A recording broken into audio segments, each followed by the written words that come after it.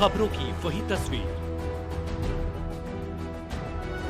बिना बदले बिना डरे, जज्बा सच का लिए, सच दिखाते हैं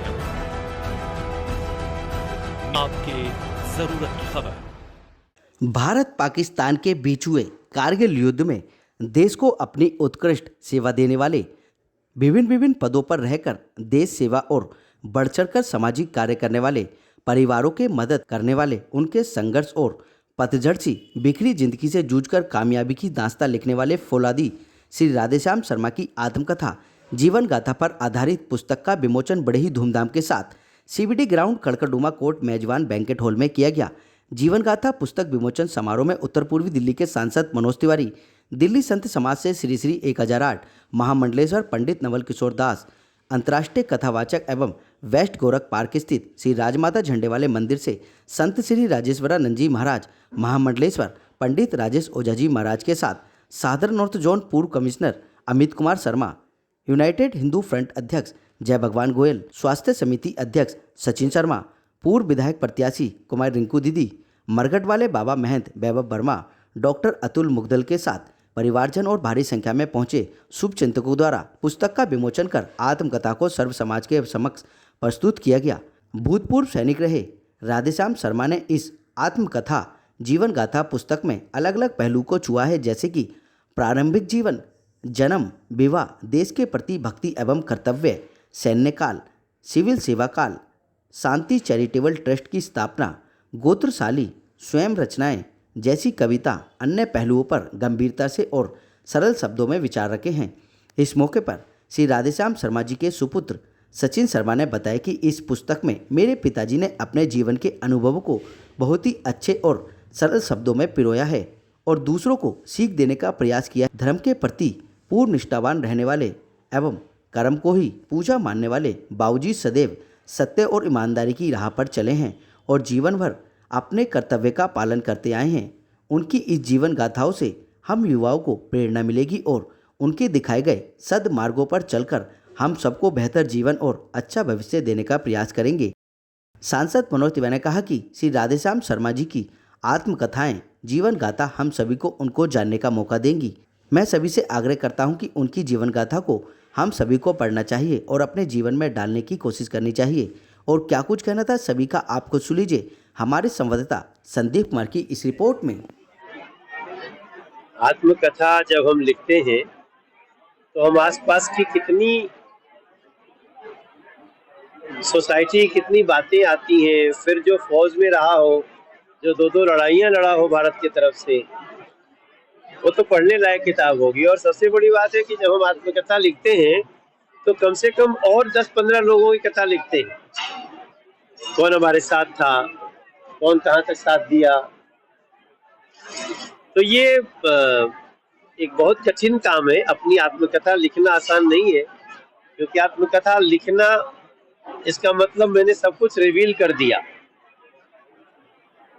मैं बधाई देना चाहता हूँ सचिन शर्मा जी को, क्योंकि मुझे पूरा विश्वास है कि जब वो बहुत प्रयत्न किए होंगे तभी अपने पिता की आत्मकथा को ला पाए हैं।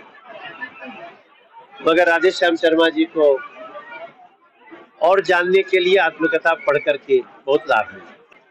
जब एक आत्मकथा होती है तो उस जीवन से सीखने को भी बहुत कुछ मिल जाता है। तो आत्मकथा किसी ऐसे व्यक्ति का है जो दो लड़ाइयों में रहा हो, बहुत महत्वपूर्ण। तो वो अपने जीवन गाथा में अपनी घटनाएं लिखता है। आदरणीय राधेश्याम जी पूर्व में सैनिक रहे। सैनिक का जीवन में एक ही लक्ष्य होता है, राष्ट्र। उस राष्ट्र के प्रति उन्होंने कर्तव्य निष्ठा का पालन किया है और सैनिक का जीवन बड़ा मर्यादित और व्यवस्थित होता है, राष्ट्र प्रेम से ओतप्रोत होता है। आदरणीय राधेश्याम जी ने उसी अभिव्यक्ति को लेखनी के माध्यम से व्यक्त किया है। और राधेश्याम जी का जीवन कैसा है ये सचिन को देख के पता लगता है, पुत्र को देख करके पिता का संस्करण पता लगता है। तो राधेश्याम जी ने जो लेखनी लिखी है मुझे लगता है आने वाली पीढ़ी के लिए एक प्रेरणा स्रोत बनेगी, एक चेतना प्रदान करेगी। जीवन कैसे जीना चाहिए उसकी प्रेरणा समाज को मिलेगी और जो भी इसे पढ़ेगा तो जीवन में बहुत आगे बढ़ेगा, ऐसी मैं कामना। वर्तमान में जिस प्रकार से युवा पीढ़ी कहीं न कहीं बेवकता के से दूर होती जा रही है, क्योंकि पढ़ने का अभ्यास कम हो गया। जब से फोन आया तब से पढ़ने का अभ्यास कम हो गया है। मैं आपके माध्यम से निवेदन करूंगा, कुछ पढ़िए, जितना पढ़ेंगे आगे बढ़ेंगे। हमारे जो ग्रंथ हैं, हमारे शास्त्र हैं, वो मेडिकल स्टोर से जैसे हैं, उसमें हर व्याधि की औषधि है। इसलिए जो पढ़ना चाहता है, जिनका पढ़ने का अभ्यास है, वो हर क्षेत्र में और जीवन में विजय प्राप्त करते हैं, आनंद प्राप्त करते हैं, मंगल प्राप्त करते हैं, ऐसी कामना। भूतपूर्व सैनिक श्री राधे श्याम शर्मा जी की आत्मकथा के विमोचन पर जिंदगी में एक सूत्र दे रहा हूं आपको। आपके जीवन में कोई भी प्रॉब्लम हो, आपके जीवन में कोई भी टेंशन हो, आप हताश हैं, आप निराश हैं, आप उदास हैं, तो आप कभी भी किसी की भी आत्मकथा पढ़ लीजिए। इस संसार के अंदर जो आदमी किसी मुकाम को प्राप्त करता है, उस आदमी के जीवन में कितना स्ट्रगल हुआ, उसको कितना विरोध सहना पड़ा, उसको कितना कांटों पर चलना पड़ा, ये आपको उससे पता चलेगा। आपका उससे आत्मबल बढ़ जाएगा। जैसे आज श्री राधे श्याम शर्मा जी की हम आत्मकथा का विमोचन कर रहे हैं। राधे श्याम शर्मा जी ने भी पूरा जीवन मेरे को जो कल बताया, हैंड टू माउथ से लेकर आज परमपिता परमेश्वर की उन पर हर तरीके की कृपा है। लेकिन इस कृपा के पूरे सफर में, जैसे भगवान श्री रामचंद्र को 14 वर्ष का वनवास भोगने के बाद सिद्ध हुआ कि वो अवतार हैं, तब वो मार्गदर्शन दे सके, ऐसे ही राधे श्याम जी ने पूरी जिंदगी जितना स्ट्रगल किया, फिर जब उन्होंने स्ट्रगल करके बाहर निकले तो उन्होंने एक ट्रस्ट की स्थापना की। वो इस चीज से अच्छी तरह से परिचित थे कि एक आदमी, गरीब आदमी कितना परेशान होता है, तो उन्होंने एक ट्रस्ट बनाया, कई गरीब लड़कियों की शादी की। उनके शुरुआत में 4 बच्चों का देहांत हो गया और 5वां पुत्र भगवान श्री कृष्ण की तरह ये बच्चा हमारा सचिन, इसका जन्म हुआ।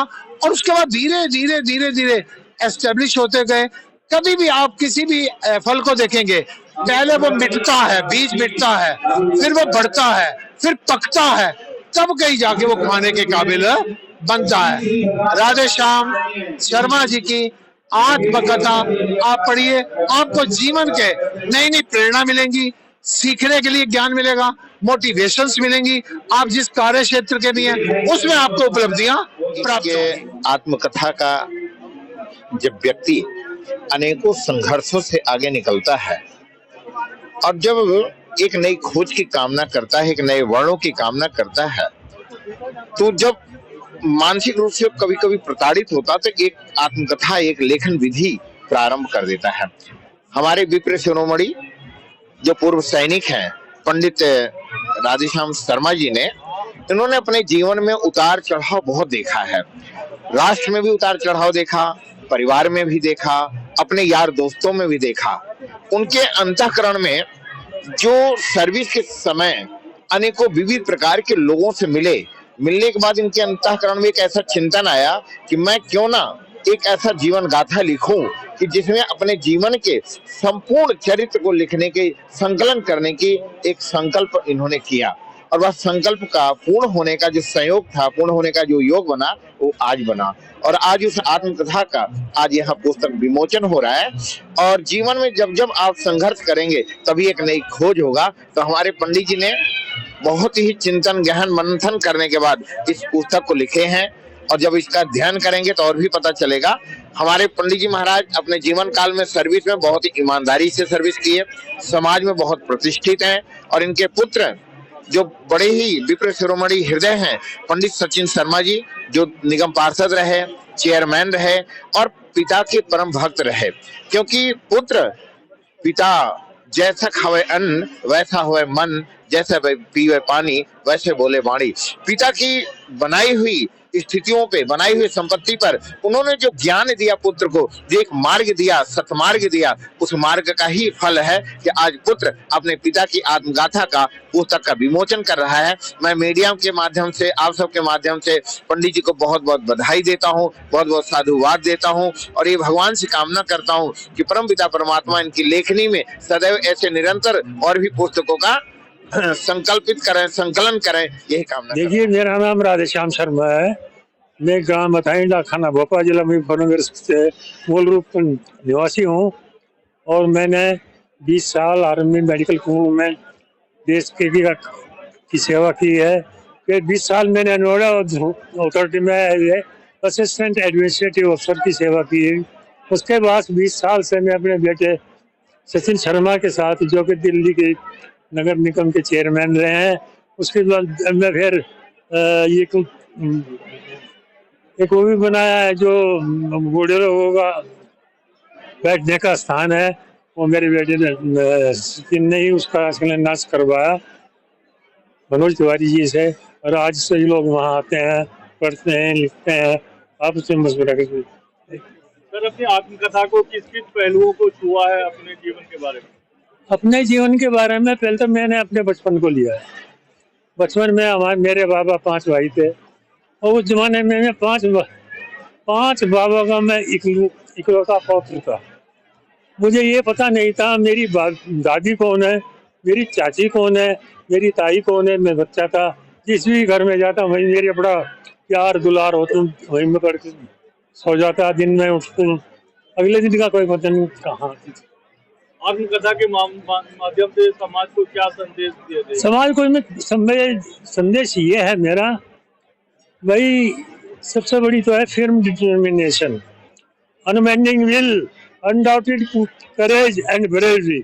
If you have that, these are the 3 aims, तब आपको कोई आपको हटाने वाला नहीं, आप ऊपर तक पहुंचे। फौजी जिंदगी के पहलुओं को ज्यादा छुआ है या एडमिनिस्ट्रेटिव पहलुओं को? I was quite known about administration. I was in the army. I know I am a well-disciplined person. So that was my second life. Administration. प्रेरणा कहाँ से मिली? प्रेरणा तो जब हर आदमी की होती है। While we are passing our ages, आज हुए 50 हुए, 60 हुए, 70 हुए, 80 हुए, 82, 83, उससे पहले 1-2 पहले भी मिल गई थी प्रेरणा, तो वो हमने लिखी। सर, आजकल डिजिटल जमाना है, आपकी आत्मकथा में आएगा? ये एक्चुअली पढ़ाई हमारे बाद में शुरू हुई, हमारे जमाने के बाद की पढ़ाई है। जहाँ तक हो सकता है हमारे सामने कोई गलती तो कर नहीं सकता, वो हम पहचान लेते हैं। हमारी जो आई साइट है, हमारी जो माइंड की ये दूसरा जो वो क्या नाम है आपको मोबाइल है, वो हम पहचान लेते हैं कि ये हमारा एम्प्लॉय जो है हमें नुकसान देगा। These are the qualities of mind. आत्मकथा के तौर पर आपने एक सामाजिक कार्य बहुत अच्छा किया था। संस्था के तौर पर कुछ सामूहिक विवाह कराए हैं जिनका अभी तक आप देख रेख भी करते हैं, कैसे करते हैं? ये मैंने अपने जीवन में एक बहुत बड़ी, मैं कहूँगा मेरा तजर्बा समझिए आप। देखिए, हमारे बच्चों की डेथ हो गई रही, और डेथ होने के बाद में Sachin was the 5th one. उस time I was more than 42 और 44, देन ही वाज बोर्न। तो मुझे ये किया कि अगर आप अच्छा काम करेंगे, गरीबों की सहायता करेंगे, गरीबों का ध्यान रखेंगे, व्हीलचेयर सर को ऊपर उठाने की कोशिश करेंगे, तो आप कहीं के कहीं पहुँच। ईश्वर भी आपको तनोस तक होता है, ये आपको मानना पड़ेगा। ये मेरा तजुर्बा है। तो बात तो यही कहते हैं कि यार तुम्हारे भाग में तुम तो इस देश से इस घर से ही जाते हैं। सेना छक्के छुड़ा रही है पाकिस्तान के।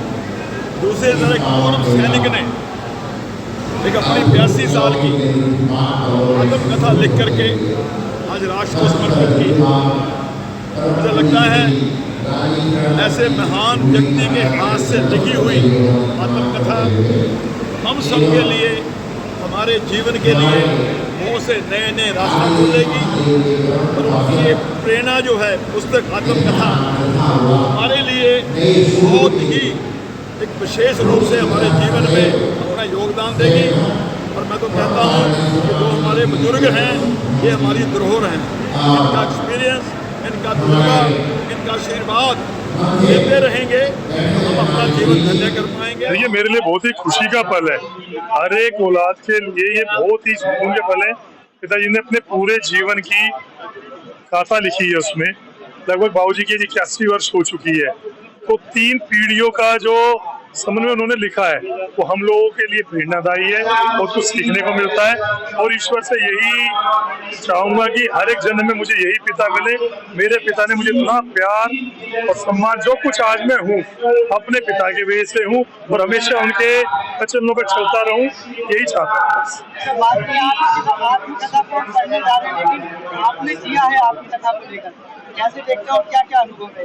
मैंने कहा ना, मेरे पिता इतने कह सकते हैं शरीफ, इतने सीधे इंसान रहे हैं, उन्हें कुछ नहीं पता।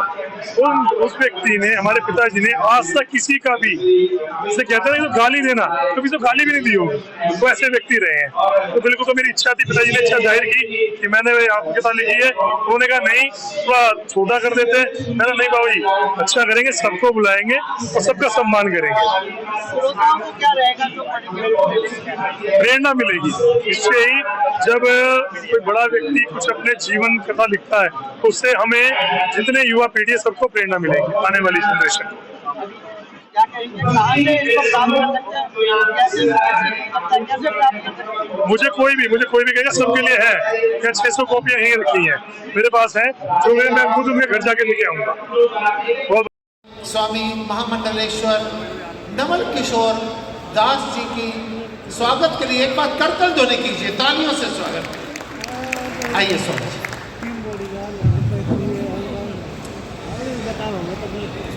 वसुदेव सुतं देवं कंसचारूणमर्दनं देव